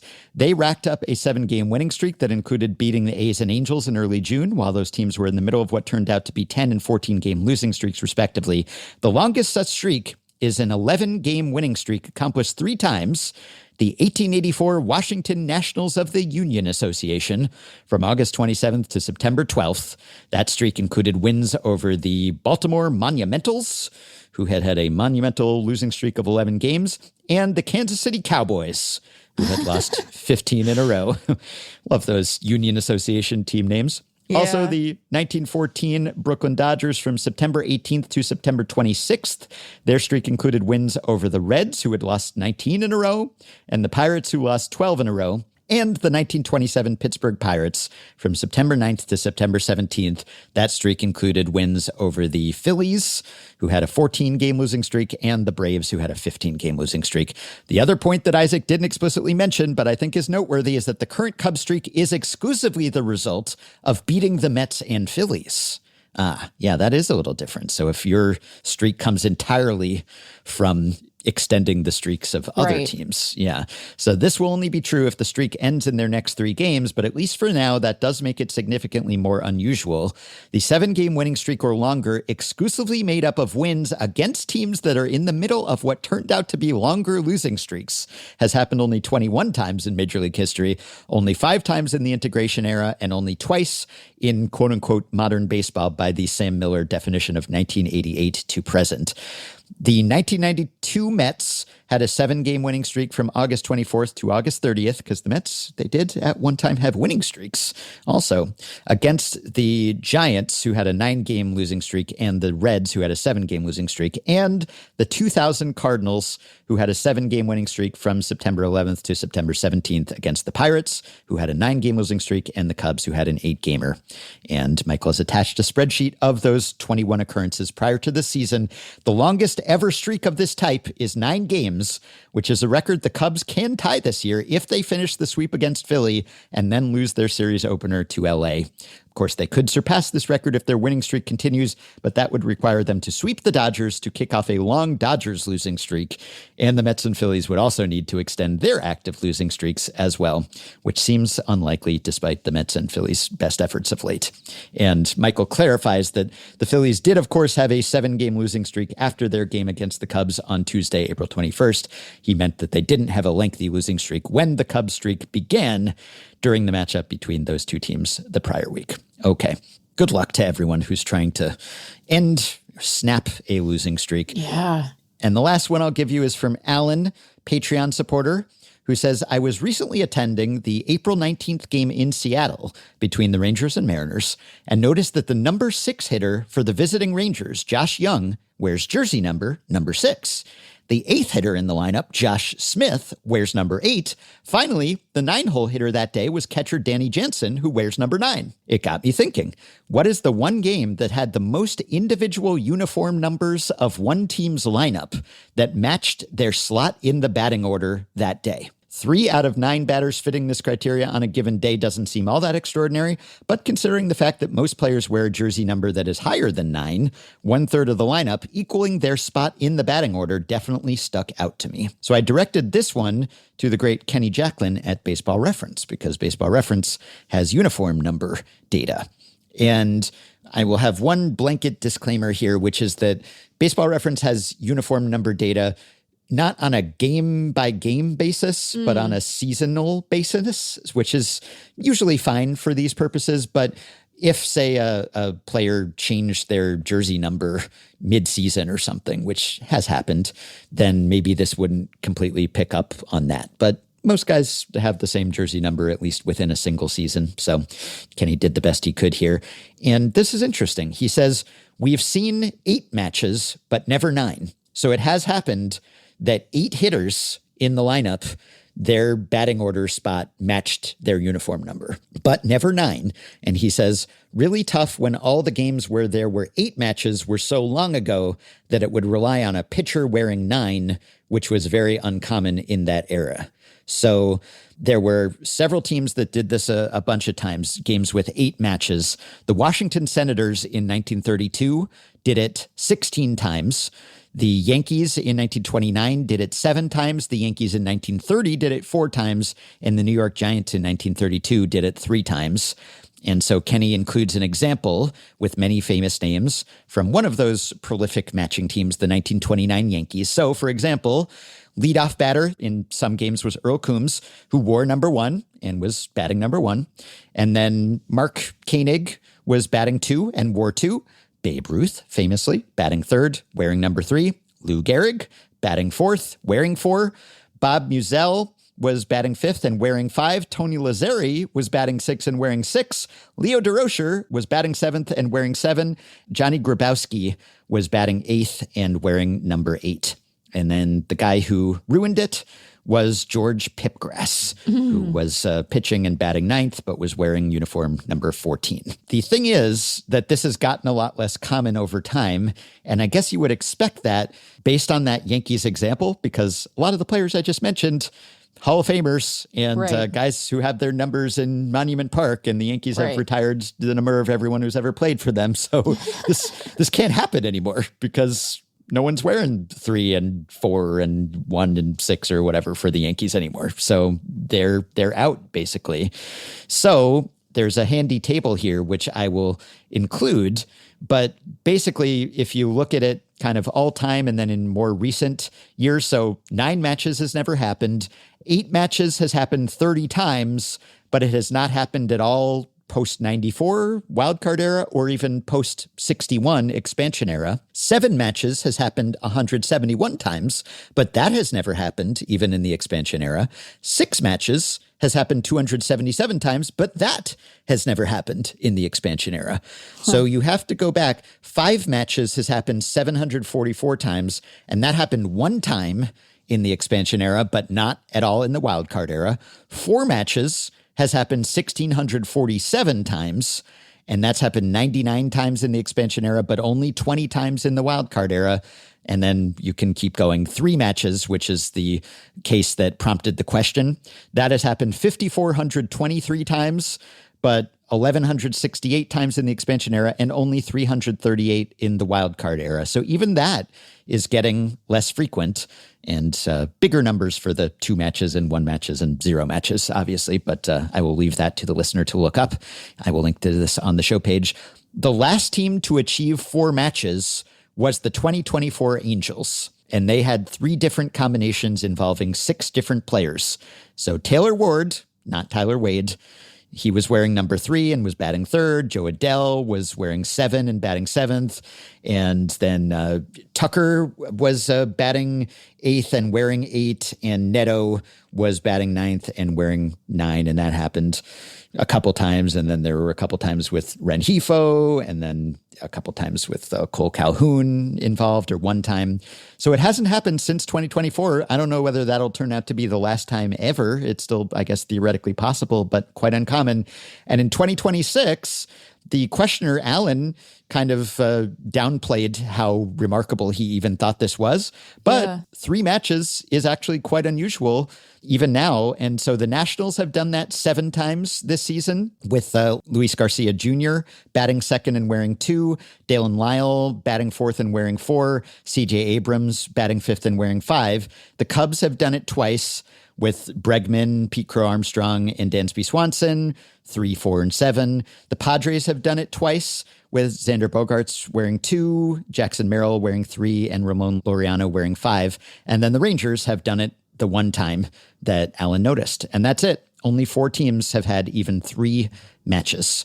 So this is almost like some sort of scoregami kind of thing where it's happening less and less. It's just there are too many numbers retired, and also there are players who are just exploring the studio space a little more when it comes to jersey numbers and just wearing high numbers and everything. And so, yeah, we're not seeing this so much anymore. It seems like 3 is the most we've seen this season. Even 4 might be out of reach. So excellent answer from Kenny, and well noticed Allen, that even 3 matches is quite unusual these days. So we're not jersey number people for the most part, but this caught my interest. This was cool enough to stat blast.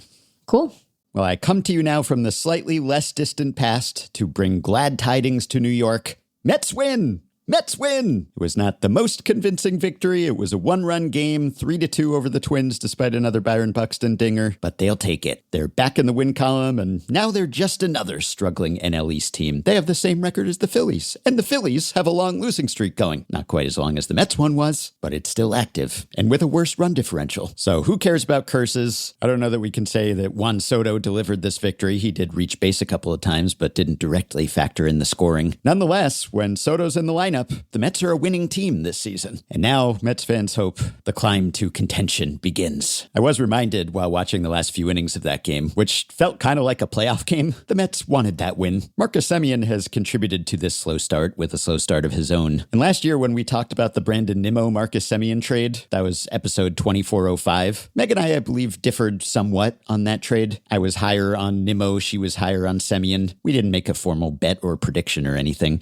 So far, so good for my end of things. Brandon Nimmo has a 142 WRC plus and 0.8 WAR. Semien 74 WRC plus, 0.1 WAR. A lot of season left to go. That could change, but some ex-Mets doing well while their replacements have struggled has only added insult to the injury of the losing streak. Granted, Edwin Diaz suffered an actual injury, and now he's out for months. Not that Devin Williams has looked so hot either. I also had a bold preseason prediction that hinged on Devin Williams pitching better for the Mets than he had for the Yankees, or having a higher WAR. So far, not so good. Also, on Wednesday after we recorded, Murakami homered again, his 10th, but the White Sox lost, so they're still stuck at 9 wins, which means, update the stat blast already, Murakami becomes the latest player to hit his 10th home run of the season before his team's 10th win. I'll end here with a smattering of mini blasts, stat blast aftershocks, some of which are in the vein of recent stat blasts. Lots of half-inning related questions, because I believe we've got a good guest lined up for next time. So let's clear out the blasting backlog. One from Raymond Chen in our Patreon Discord group.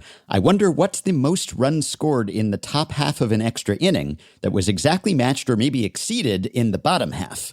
Like, haha, we put it out of reach, and then oops. Well, Patreon supporter Avery answered this one. In any major league, it's the Brooklyn Tip-Tops and the St. Louis Terriers of the Federal League in 1914, June 16th. 7 runs were scored in the top of the 12th, 8 in the bottom of the 12th. And the Terriers triumphed over the Tip-Tops, who were not tip-top that day. In the AL or NL, there are 2 different instances of 5 runs in the top of an extra inning and 6 runs in the bottom. The Cubs at the Pirates, April 21st, 1991, and the Dodgers at the Diamondbacks, September 27th, 2011. That's almost zombie runner-esque extra inning scoring for the Terriers and the Tip-Tops. Sucks to score 7 in the top half of the 12th and still lose. Anything you can do, I can do better. This made Michael Mountain curious. If you remove the extra innings requirement, the most runs scored in an inning by a team that was outscored scored in said inning is 8 by the Tigers, May 8th, 2004 in Arlington. They scored 8 runs in the top of the 5th, and the Rangers responded with 10 runs in the bottom of the inning. Relatedly, Mountain was wondering what's the highest number of innings won in a game by the losing team? That is, innings in which the losing team scored more runs than the eventual winning team. And the answer is 6 innings won by a losing team. And this has happened 6 times on record, according to Retrosheet, but only twice in a 9-inning game.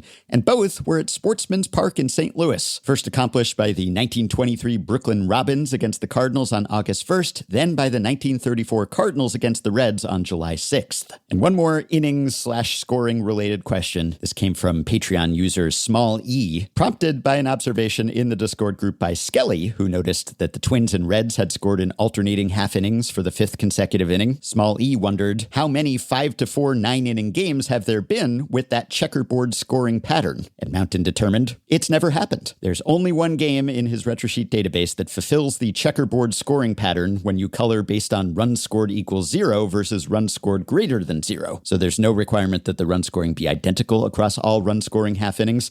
And it was called early due to rain. June 2nd, 1954, Dodgers versus Milwaukee Braves. Dodgers scored 1 to the Braves 0 in the first. The Braves scored 1 to the Dodgers 0 in the second. The Dodgers scored 1 to the Braves 0 in the third. The Braves scored 5 to the Dodgers 0 in the fourth. And the Dodgers scored 5 to the Braves 0 in the fifth. Dodgers win 7-6. The deepest into a game that we've seen the one-run checkerboard pattern continue, Mountain says, is through the top of the 6th. That's happened twice, most recently at Yankee Stadium on July 29th, 2017 against the Rays. And if you allow any non-zero amount of scoring in each colored checkerboard square, the deepest into a game that we've seen the pattern continue is through the top of the 8th. That's happened once, 1928, Cleveland versus Detroit. April 17th, the innings went 1-0 Cleveland, 2-0 Detroit, 1-0 Cleveland, 1-0 Detroit, 1-0 Cleveland, 1-0 Detroit, 2-0 Cleveland, and then 0-0 in the 8th and 1-0 Cleveland in the 9th for a 6-4 victory. And lastly, Patreon supporter DCC_DMAP asks, how many times have teams hit for the cycle in order?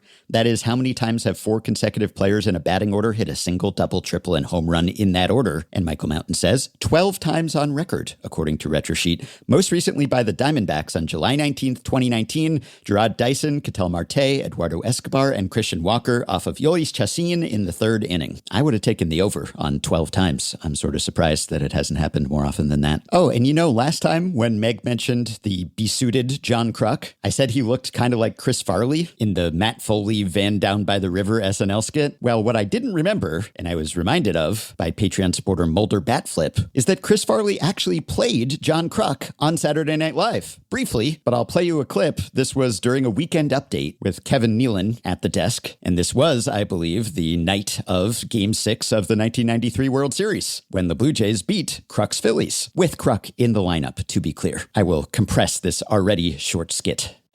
During the World Series, the Philadelphia Phillies have been accused of being unshaven, overweight, long-haired, dumb slobs. Here now to answer those charges is Phillies first baseman John Kruk. John?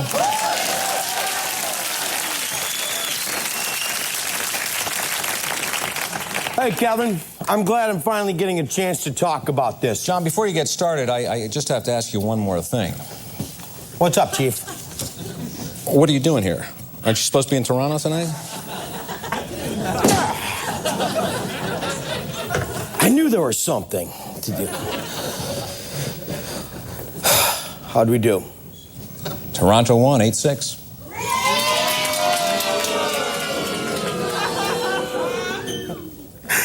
I should have been there. Ladies and gentlemen, John Kruk. Been there. I don't feel too bad about forgetting this because evidently Kruk did too. Levi Weaver of The Athletic posted this on Blue Sky during that Kruk broadcast on Sunday. John Kruk in the booth just said he hadn't ever watched Saturday Night Live. Jason Benetti asked, weren't you in a skit at some point? Kruk said he didn't think so, not as far as he knew. And Levi said, imagine Chris Farley played you in an SNL skit and you never even knew it. Pretty on brand, I guess. One more reminder to sign up for the Effectively Wild 2026 meetup site. If you're interested, password EW2026, link linked on the show page. Find fellow Effectively Wild listeners in your area. And please support the podcast, which you can do by going to patreon.com/effectivelywild and signing up to pledge some monthly or yearly amount to help keep the podcast going, help us stay ad-free, and get yourself access to some perks, as have the following 5 listeners: Luke Gibson, Trevor Gillette, Noah Dubois, or Dubois, Justin Warner, and Ryan McGowan. Thanks to all of you. Patreon perks include access to full weekly subscriber-only episodes, including the next episode, the aforementioned monthly bonus episodes, the also aforementioned Patreon Discord group, and exclusive live streams, plus prioritized email answers, personalized messages, shout-outs at the end of episodes, FanGraphs memberships, potential podcast appearances, and more. Check out all the offerings at patreon.com/effectivelywild. If you are a patron, you can message us through the Patreon site. If not, you can contact us via email. Send your questions, comments, intro and outro themes to podcast@fangraphs.com. You can rate, review, and subscribe to Effectively Wild on Apple Podcasts, Spotify, YouTube Music, and other podcast platforms. You can join our Facebook group at facebook.com/group/effectivelywild. You can find the Effectively Wild subreddit at r/effectivelywild. And you can check the show notes in the podcast post at FanGraphs or Patreon, or the episode description in your podcast app for links to the stories and stats we cited today. Thanks to Shane McKeon for his editing and production assistance. We will be back with one more episode before the end of the week. Talk to you then.